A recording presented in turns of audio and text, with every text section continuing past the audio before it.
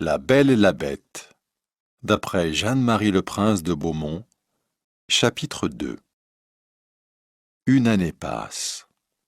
La famille vit toujours dans la solitude et la pauvreté. Un jour, une lettre arrive. Elle dit qu'un bateau chargé de marchandises du père vient d'arriver au port. « C'est merveilleux !» disent les sœurs aînées, folles de joie. Elles vont enfin quitter cette horrible campagne et vivre comme avant. La veille du départ du père, elle lui demande de rapporter des robes, des bijoux et autres caprices. La belle, elle, ne demande rien. Ils ont besoin de l'argent des marchandises pour vivre, elle le sait. Mais son père lui dit « Et toi, la belle, qu'est-ce que tu veux ?»« Oh, merci de penser à moi, père. Eh bien, pouvez-vous me rapporter une rose ? Il n'y a pas de belles fleurs ici. » La belle demande ce cadeau car elle ne veut pas entendre les critiques de ses sœurs.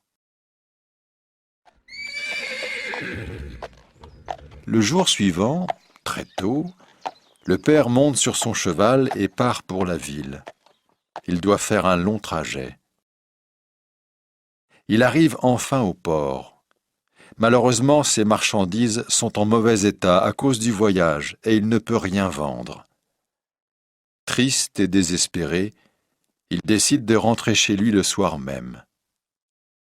La nuit commence à tomber. Il se trouve à 30 kilomètres de chez lui. Il a envie de voir ses enfants, mais avant d'arriver chez lui, il doit traverser un grand bois et il se perd. De plus, il se met à neiger et le vent souffle très fort. Il fait maintenant nuit noire. Le pauvre homme pense qu'il va mourir de froid et de faim. Il avance, avance, mais il ne sait pas dans quelle direction il va. Tout à coup, au loin, il voit de la lumière. Il se dirige vers elle et découvre que cette lumière vient d'un grand palais illuminé. Peu après, il arrive dans la cour. Il descend de cheval et regarde partout. « C'est étrange, » se dit-il. « Il n'y a personne. » Son cheval entre alors dans une grande écurie ouverte. L'animal a très faim. Il se précipite vers du foin et mange avec avidité. Le marchand l'attache et marche vers le palais.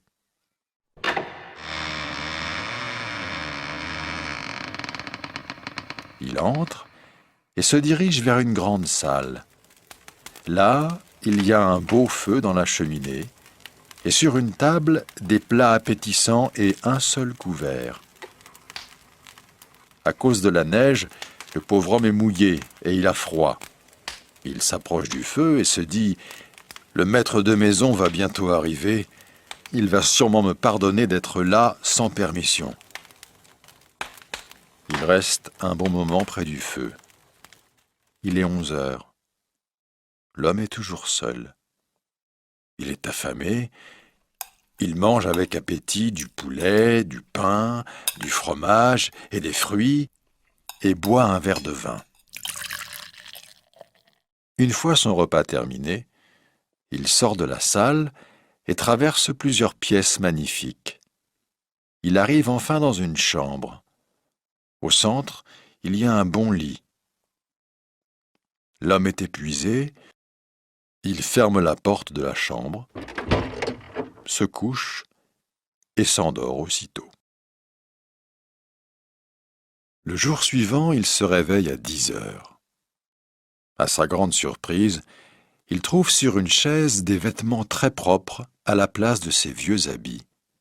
« Ce palais appartient sûrement à une fée, » se dit-il, « et elle a pitié de moi. » Il regarde par la fenêtre, plus de neige, mais un jardin avec des fleurs superbes et de toutes les couleurs.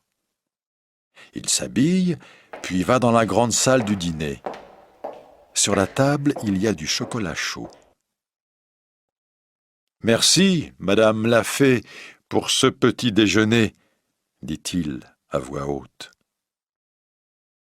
Il boit un grand bol de chocolat, puis sort chercher son cheval. Il passe alors à côté de beaux rosiers. « Oh !» s'exclame-t-il. « La belle désire une rose. Elle va être contente. » Et il cueille une branche qui a plusieurs roses. À cet instant précis, il entend un grand bruit et voit arriver une bête horrible. Il commence à trembler de peur. « Vous êtes un ingrat !» dit la bête d'une terrible voix. « Je vous sauve la vie, et pour me remercier, vous volez mes roses. Je les aime plus que tout au monde.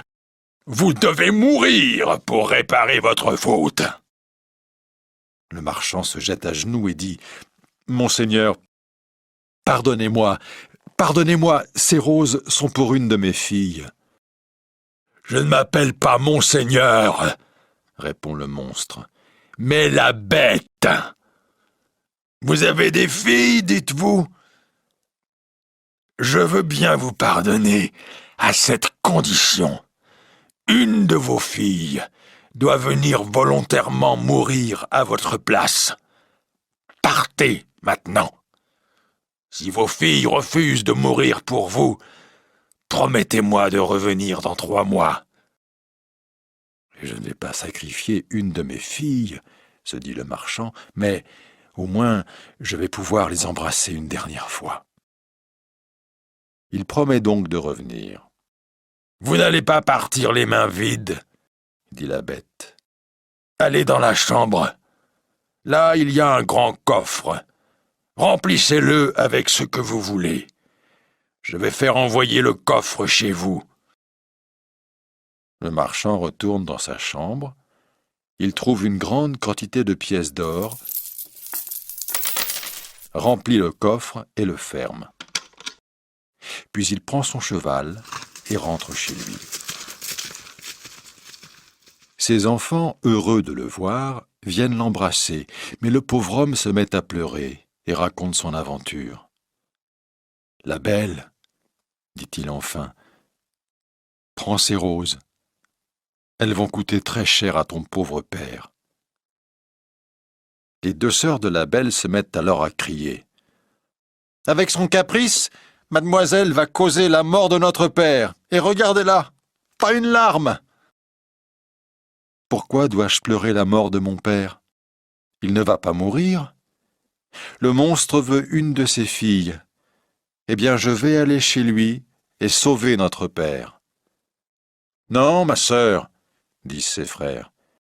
Nous allons trouver ce monstre et le tuer. »« C'est impossible, dit le père.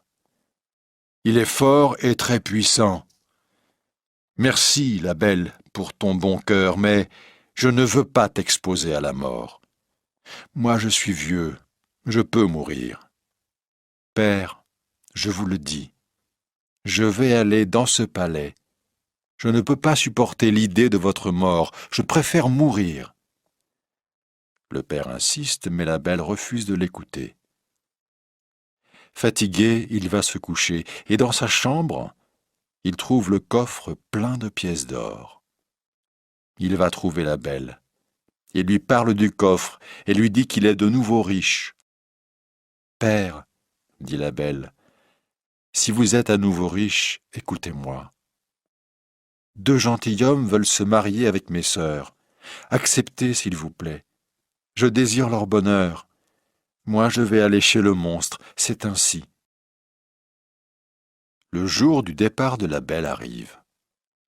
Avant les adieux, les 2 méchantes sœurs se frottent les yeux avec des oignons pour pleurer. Mais les frères ont de vraies larmes. La belle ne pleure pas car elle ne veut pas augmenter leur douleur.